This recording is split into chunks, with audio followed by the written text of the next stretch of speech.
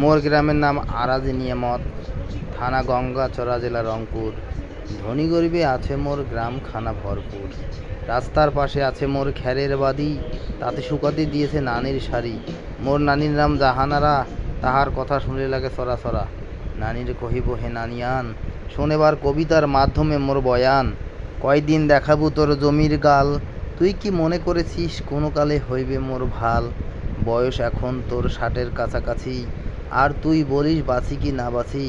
শেষ বয়সে পড়বো মোর পালায়, তোক পুষিবে কোন শালায়।